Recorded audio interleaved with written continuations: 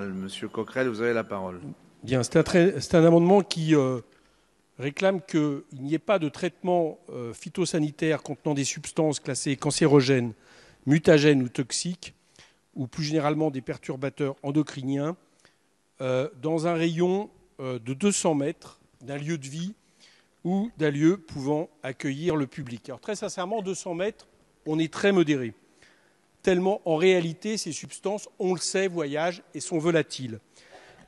Une étude début février 2017 de plusieurs personnalités, dont d'ailleurs Delphine Batho, ici présente, montrait par exemple que mon amie, la navigatrice Isabelle Autissier, était parmi celles-ci, celle qui avait le plus de perturbateurs endocriniens dans les cheveux.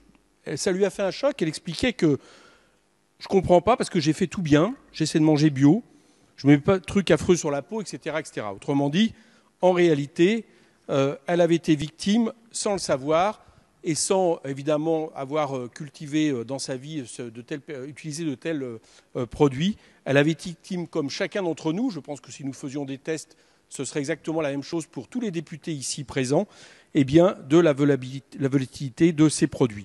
Donc ce qu'on nous demande, c'est finalement quelque chose de modéré, et d'ailleurs qui est prouvé aussi par une étude qui a été faite sur des vignes, cette fois-ci dans le Médoc, qui montre qu'entre 5 et 500 mètres de ces vignes, où a été utilisé des traitements phytosanitaires, 100% des lieux sont impactés.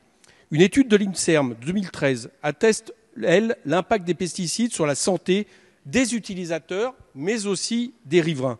Voilà pourquoi nous souhaitons la mise en place de cette zone tampon, qui, j'espère, au travers de cet amendement, aura une majorité, tellement, là encore, il s'agit de santé publique et d'une évidence que, je pense ici, personne ne contestera. Merci.